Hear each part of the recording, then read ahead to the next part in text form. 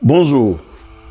Après la CAN 2021, la petite chronique de la CAN que nous avons initiée a tellement pris de l'ampleur que nous nous sommes dit qu'il fallait continuer avec cette idée. Il ne fallait pas s'arrêter à faire des chroniques de la CAN.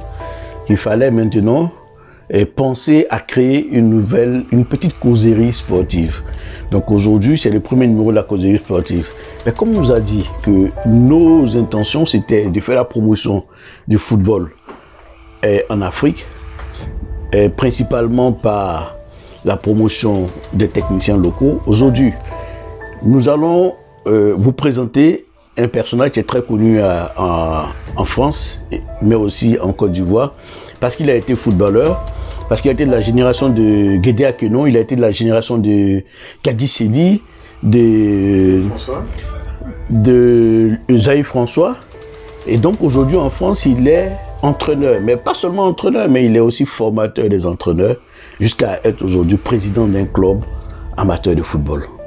Dans ses activités, il y a la formation des techniciens, il y a aussi le transfert de compétences vers la Côte d'Ivoire. Aujourd'hui, nous présentons Aïssa Moïse qui va nous dire un peu quelles sont les activités, les motivations qui l'ont poussé à créer l'amicale des entraîneurs de France, l'entraîneur ivoirien de France.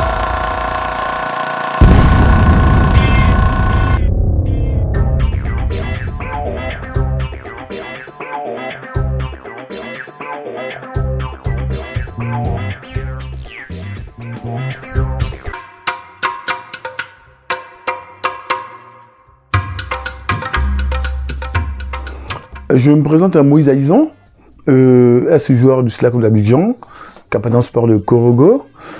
Après, j'étais super malade. Je suis arrivé en France il y a plus de 35 ans.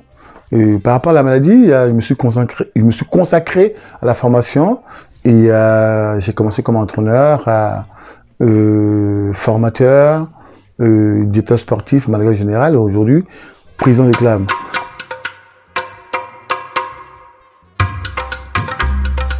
J'ai vu la CAN, hein, c'était super, ça progressait, c'était super bien.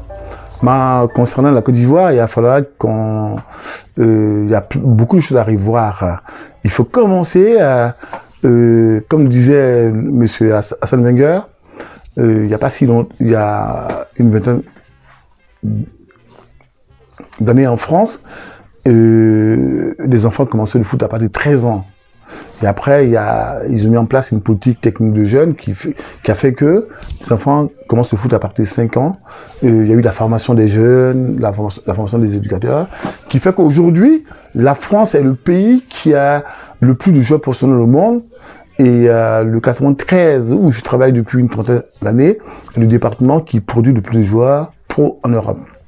C'est que pour dire simplement, aujourd'hui on accuse l'entraîneur ivoirien d'incompétent, de ceci et de cela. Mais c'est vrai. Mais seulement, est-ce que ce monsieur-là a mis en place une politique de jeunes?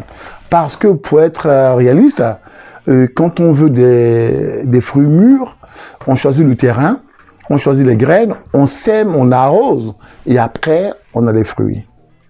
C'est que tant que la Côte d'Ivoire, tant que les Ivoiriens mettront pas en place une politique de jeunes, une formation, une politique de jeunes pour faire avancer les choses, on n'ira nulle part. On a vu la Côte d'Ivoire, on a joué.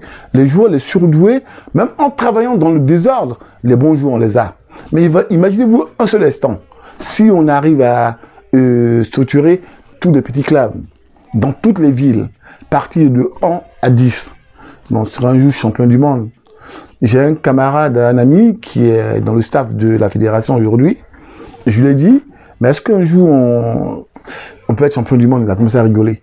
Mais lui-même, il est dans la fédération et il n'est pas sûr de ce qu'il fait.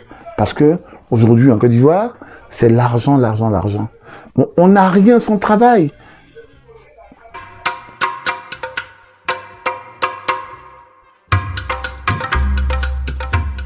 Dans ma réflexion, j'ai regardé autour de moi, j'ai contacté tous les frangins qui sont excellents dans leur domaine de compétences, c'est-à-dire Abraham, Bilatobra, Sering, Brahima, Zaïf François, Guédéa Kenon, toutes les personnes qui ont une certaine expertise dans le domaine du football.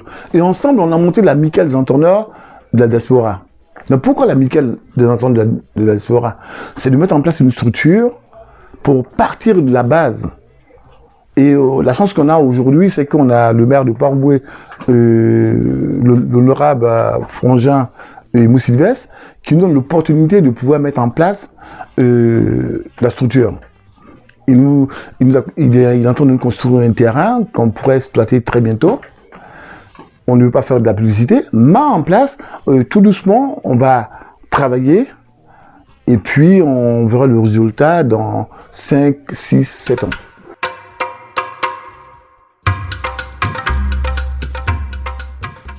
L'amicale, c'est pas compliqué. Nous avons eu la chance de jouer au football en Afrique, de venir en France, on a appris, on a fait des formations, on a de tout. Aujourd'hui, la France excelle dans le milieu du football. C'est que nous, la chance qu'on a, c'est qu'on a participé à l'évolution du football français en tant qu'éducateur. On a appris des choses. On a côtoyé les meilleurs éducateurs de France, Jean-Claude Lafargue, Alain Bornat, Mouri Paille. Voilà, c'est qu'aujourd'hui, on a appris des choses. On veut simplement qu'on arrête de rêver que l'homme blanc peut tout nous apprendre. On voit aujourd'hui avec le Sénégal, l'entraîneur sénégalais qui fait des choses extraordinaires. Il gagne la Coupe d'Afrique, c'est pas un blanc. Et quand on prend l'historique de la Côte d'Ivoire, on a eu 2 coupes. On a eu une coupe qui a été gagnée par un entraîneur ivoirien, l'oncle Yo Martial, et il y a eu un blanc. Mais on n'a jamais vu un entraîneur portugais venir entraîner l'équipe de France. Arrivé à un certain moment, il faudrait qu'on arrête, qu'on envoie des Ivoiriens en formation. Aujourd'hui, il y a le frangin Colo, qui a un diplôme d'entraîneur, mais donner de la chance à ces gens-là. Il y a Zaïf François qui est passé, qui a fait ses preuves. On veut pas revendiquer des choses, mais laisser l'Ivoirien s'exprimer. Moi, ça fait 35 ans que je travaille en tant qu'éducateur, formateur dans la région parisienne, mais 80% c'est un peu excellé, 56% des entraîneurs dans la région parisienne, mais c'est des Africains. Mais il y a une barrière qui fait que, il y a une certaine organisation qui fait que, il n'y a que des blancs qui arrivent à un certain niveau. Mais la compétence existe. On a vu, je me répète encore, l'entraîneur sénégalais, il a joué en France, il s'est formé en France, ça marche. Laissez-nous le temps de montrer ce qu'on sait faire, c'est tout ce qu'on vous demande.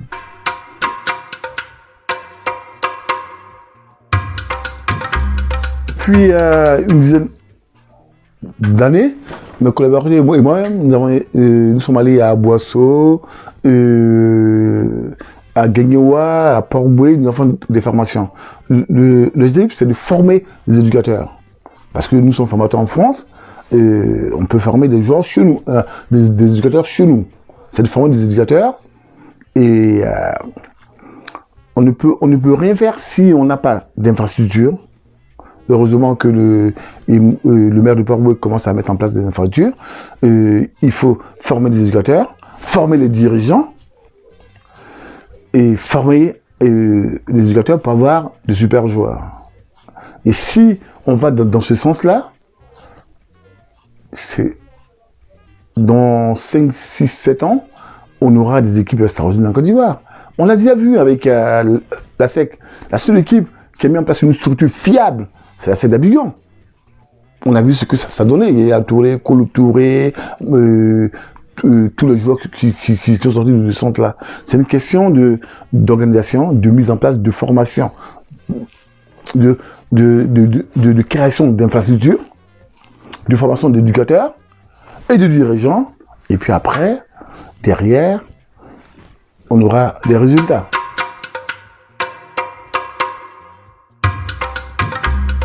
Par rapport à la structure, on a les moyens de déléguer des éducateurs compétents, formateurs, certificateurs dans la région parisienne pour pouvoir apporter des choses en ce qui concerne la CAN. Mais moi, personnellement, par rapport à mon travail, en tant que